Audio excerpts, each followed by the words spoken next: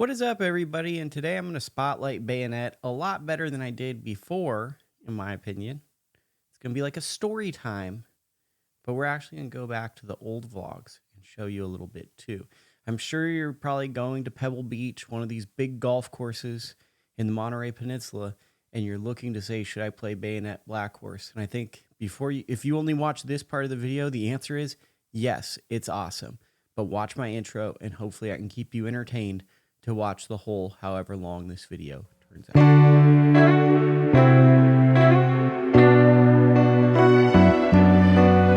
So Bayonet Black Horse is the name of a confusing golf course and only in namesake. There's two golf courses. They don't have an overarching name on top of them. The golf course is actually combined. So the two golf courses that are on the property are the name of the course, but it's Bayonet Black Horse as opposed to Bayonet and Black Horse golf course.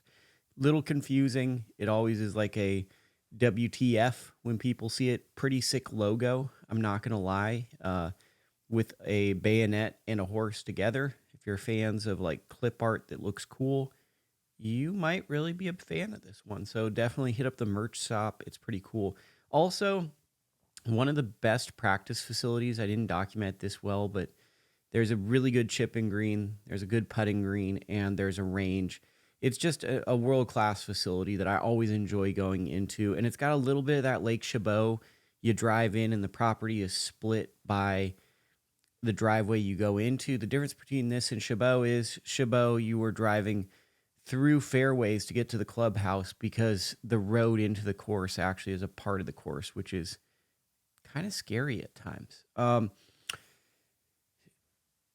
Let's get into before most people I think that watch this want me just going more golf centric, get to the vlog, less talking. I think for me, being a human being and being selfish, I just want to sit here and talk and think people will be fascinated. That's probably not what most people want. So I'm going to try to balance that in this episode.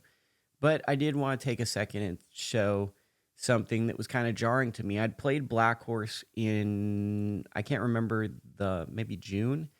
It was around the time when the U.S. Open was, actually it was the week of the U.S. Open at Pinehurst number 2.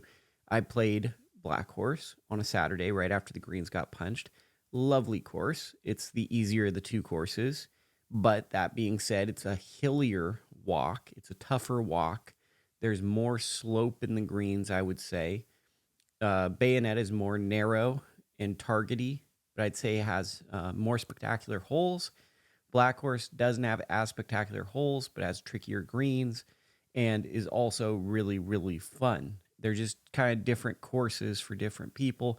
I feel like when I was playing Bayonet, I'd be like, I probably would play more Black Horse rounds than Bayonet rounds if I lived here. Bayonet really gets frustrating at times. It's kind of like a championship golf test. And though most of us average golfers are like, I like really hard golf courses.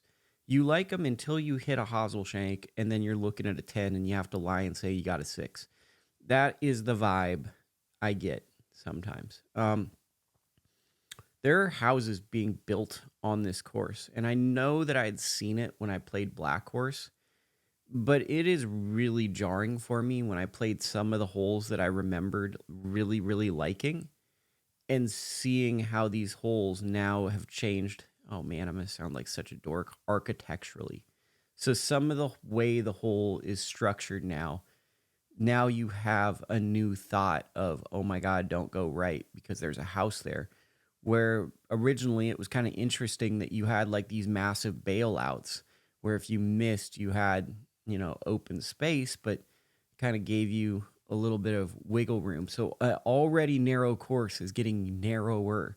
So I'm putting on the screen, maybe I've put it on before, but I'm showing examples with the name of the holes where the holes actually changed. So on your left is going to be my 2020 vlog, maybe 2021 at most. And then this is the 2024 vlog that I recorded rather recently, and how there's now changes to these holes.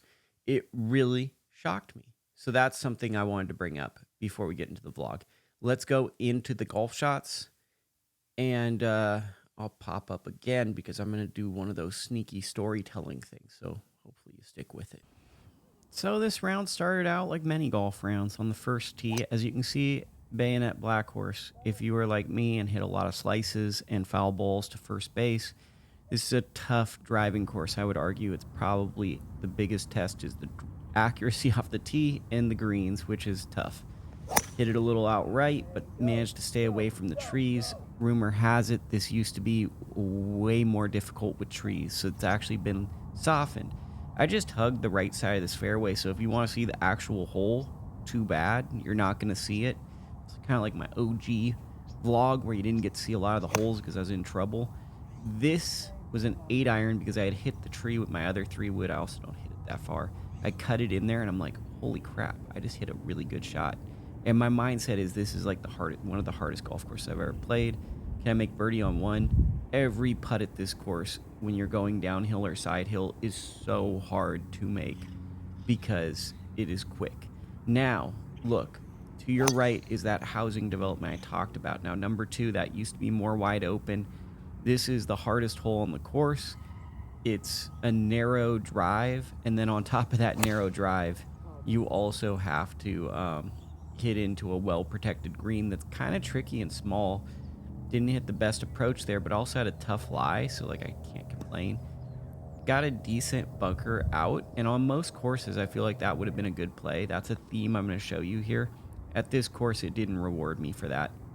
So, ended up at the back, did the rare I'm going to putt instead of chip move, which I'm not sure if that was the play per se here, but I managed to get a bogey there. Third, I missed the tee shot because my phone did the whole let's not record it thing.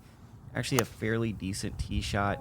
This is considered one of the easier holes. It's all uphill. It's a shorter distance hole, but there's a ton of bunkers, as you will see right here. Caught mine a little over, I hit it over the top, had that slice spin on it, and it jumped back in the bunker. Hit a good bunker shot, but I mean, it's the big thing when you're watching this is small misses turn into big mistakes. So that was like a miss, right? And then that's a tentative stroke, and these tentative strokes don't get rewarded here. So this is going to be another one where I explain, and it felt like early on in this round, which maybe a lot of people relate to, every time I hit a bunker, I lost a stroke. It was a real penalty. This is, I believe, the 4th hole, and it's a magnificent par 3. I hit it. I tried to hit a cut. I pulled it. Anyone relate to that? Put in this bunker, and I thought I hit one of the best bunker shots of my life. I really did. Now watch where it lands. It's going to be hard, but you're going to see it come over to the left side of the screen. Really, really good. And then I 2-putted from there. For some reason, I don't have that footage, but it's okay. Now, this is probably one of the stronger holes on the course. It's a short par 4 that goes downhill. I hit a tree because I'm like, I don't want to hit a house because that would be expensive. Property is very expensive there. Then I had a slight, so there's undulation on the fairways, so you can get ball below and above your feet.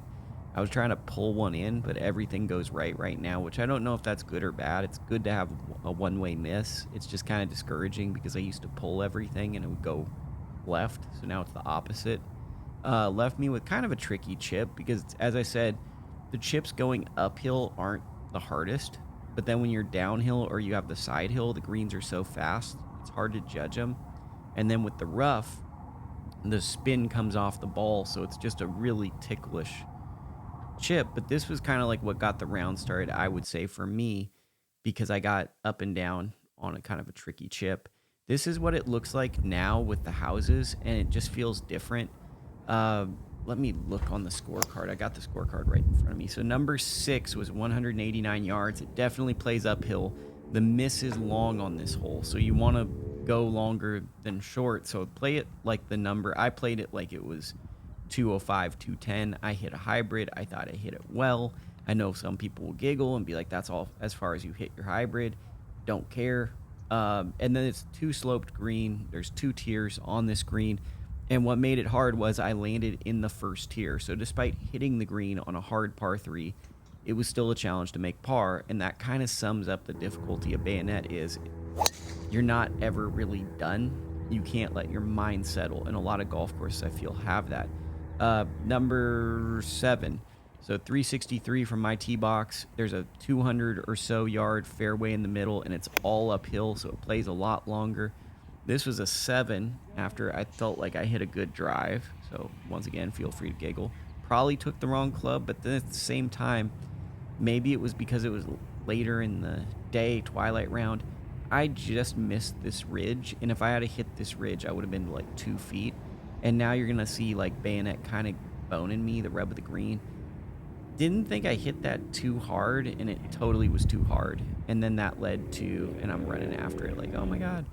And that led to a bogey after pretty much a well-played hole.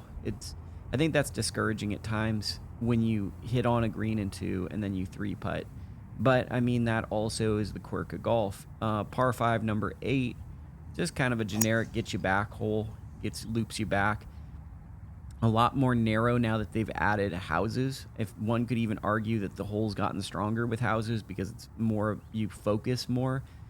But, you know, I wouldn't even say that this was like a driving range hole for me. I hit an average drive, an average 3-wood, hit an above average 8-iron that went to the front of the green, and then I had an exceptional chip to a very, very tricky green, and I misread the last part. So when it goes left to right, and then when it hits that swell, and if it pins in the middle, it actually, I think, goes right to left. So it was a double breaker. I could have played straight at the hole, I believe. But instead, I got par. And then this is just a hole that, like, I'm not capable of playing from the blue tees, and that will speak to a different point, that a lot of people play the wrong tees here. Blues at this course are 6,600, and they're actually longer because there's a lot of uphill. This is a 450-yard par 4. I'm not really capable of playing that. This is a par 5 for me. There's a lot of bunkers in front of the green. For me to get on in 2 shots, the wind would have to be behind me, or I'd have to get lucky. This is a par hole, basically. I hit a foul ball and hit it over here, and I was quite pleased that I had a putt for par, because I just don't think it's possible, unless I get better and fix my swing, to get on in 2. And it feels like that's kind of a theme of this course at times, is just grueling hard golf, mentally strong golf. And to leave with this hole with a 5 is a really good score. Number 10 is a very similar hole to number 1. If anything, it's more narrow. It's also a par 5 that takes you out into the course, the other part of the property. Hit a really good drive after the course really slowed down, because I feel like a lot of players were playing blue tees. A lot of people were getting kind of beat down by the course, and the course starts to slow down at this point, at least I felt. Got it 3-wood all the way up to the green. I thought I chipped in for eagle. Oh my God, did you see the hops on that? I think Lukie Jordan right there. And I really wanted to bury this. I wanted to make that putt on the first hole, and there's been a lot of mental grinding. And a birdie, I was like, okay, I make a birdie, I'm gonna feel good. I made it, and it feels good to kind of be like, okay, I birdied a hole at Bayonet. This is a course that used to beat me up super bad. Give that thumbs up, give that reaction. So this is called Combat Corner. I don't really know where Combat Corner begins. I think it begins on 11, and I think it ends on 13. It could be 14. For me, it's a very hard hole, 11, because right now my ball goes left to right because I'm slicing it, and that was weird. And there's houses now being built on the right, and left is out of play. So I don't hit the draw or the pull, so it's just a tough shot for me. I got it in the middle of the green, but I kind of hit like a spinny ball. Then I hit an approach to the middle of the green thinking it would be safe.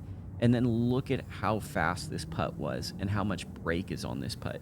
So after 2 above average shots from my skill level, I had to play defense and couldn't cash in. Now imagine if you're trying to scramble, how difficult that hole could be.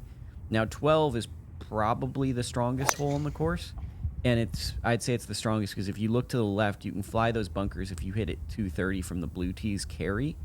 But that's a really, really big gamble. I think I would have put it right into the bunkers, and this is a view of it. And then it opens up, but there's still way more, and I didn't document it well, but there's bunkers all up there. So I did the math, right? I think it was like 270, but the wind was a little into me. It's cold. I'm not a big hitter. I hit a hybrid, and I flew it over the green, but really going over the green is the best place to be on this hole. So if you play this hole, try to go long, and that will be good. Got par. That is like a birdie because this hole is super long. And then as you can see, we're running out of light. I'm actually playing a great round. I've got a birdie going. I'm losing light. I really wanted to get you guys all 18 holes, but everyone's playing from the wrong tees, it feels like. And they're playing like USGA, US Open style golf. And they're not playing, hey, let's just kind of keep the course moving and make sure everyone can finish. And that's friggin' annoying sometimes because What are you doing? You're playing the Twilight round. So, last hole, I believe, on Combat Corner is just a narrow hole. I remember one player once told me it reminded them of a Pasatiempo hole. Number 7 to be exact. So I thought I hit this. This was a 9-iron. I flew it over these bunkers. I hit it in the middle of the fairway. Your boy is coasting. Did it with a super soft too, which was awesome. And I thought I hit that so good. And I think I caught it skinny and it went over the green. So this is where the whole round changed for me, right? So this is where everything changed in the round. I have this difficult pitch downhill that's basically impossible to stop at my skill level. And I was just going to bounce it up there and try to give myself a 5-footer coming back because if I could stop it to 2 feet, that would be an accomplishment. But I made it. I friggin' made it. I popped it up, caught the slope, hit the pin. It probably would have gotten 7, 8 feet by, maybe 12. Made it, and that was just a vibe. So it's like, okay, 2 birdies. We played Combat Corner, I think, 1 under, which is super sick. Here's a long par 3. It's probably going to be a bad hole. Ended up hitting a 5 or a 4-iron here because it's cold. I felt like the wind was into me. It felt a little uphill. I don't hit it that far.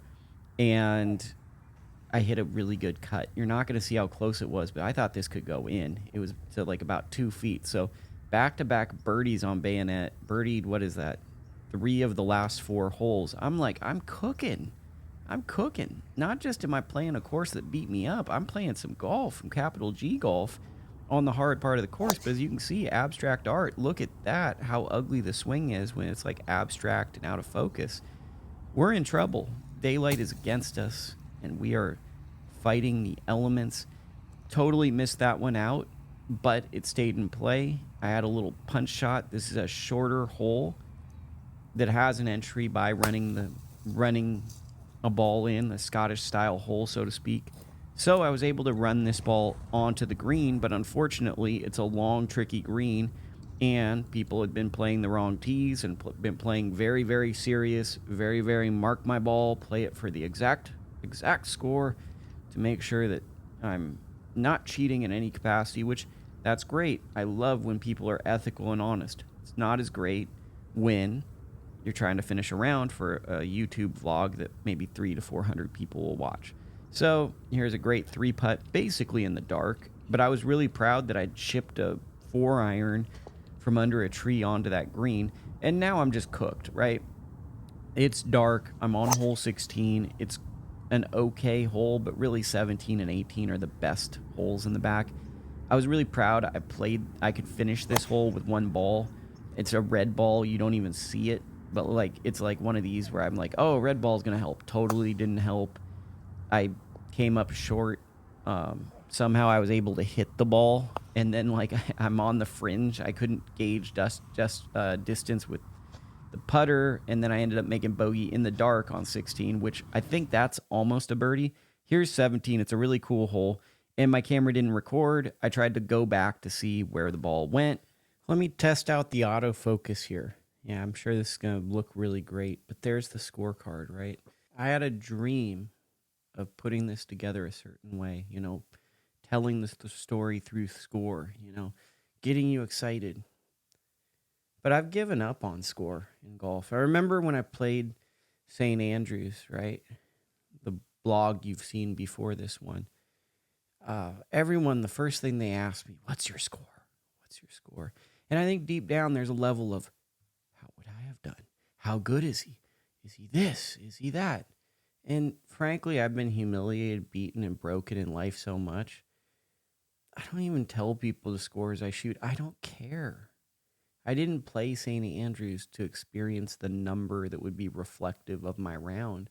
I played it to experience a course that I never thought I would play, but when I played Tiger Woods' video game, I always picked the old course at St. Andrews because it was the most exotic and cool.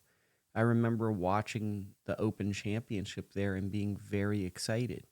So score to me doesn't really matter at a place like that. If I score well, that's great. But I think if you're just asking me what my score is, we're probably 2 different people because I've quit golf like 4 times over score. Score is not helpful. Score makes me punch my face get frustrated and tell myself I'm a loser. And then for 2 weeks, I hate myself and punish myself. That's what score does for me in golf. I've done that in vlogs, and people be like, how can you spend $400 and be that mad? Very easily, very easily. It's also how I've gotten to where I'm at. I'm a very driven person. I hate sucking at things. So for score is not always my best friend. Yet on this given day, I knew the score was going to actually be something special. And I came to this course not with score per se in mind, but as an abilities test. I came here and got whooped on and had to rely on an average short game to make my way around the course. Now I'm coming back, I think, as a much more well-rounded golfer, someone that's done more reps. And I came back to assess how I play. Something that I one day want to do at Pinehurst number 2. I want to go back and be like, whoa, how is that experience different now that I'm more able, right? I didn't have the experience of high school or college golf because I didn't go somewhere that had it, right? Didn't have access to it, right? That's uncomfortable truth, right? But those things always happen. And to be honest, I probably wouldn't have utilized it because my life went a different way. So I went there, and this was my US Open to a certain degree. This was my whatever. This was the score. I could have played bad, and I accepted that, but I started playing well. And then it got dark, right? And isn't that poetic? That when you want to have that round that's special, but you've given up on score, that you just can't finish the round, that it's an ambiguous round, that it's a round that you'll never be able to fully know because I didn't get to see the 17 and 18. If you want me to replay those holes at some point, let me know.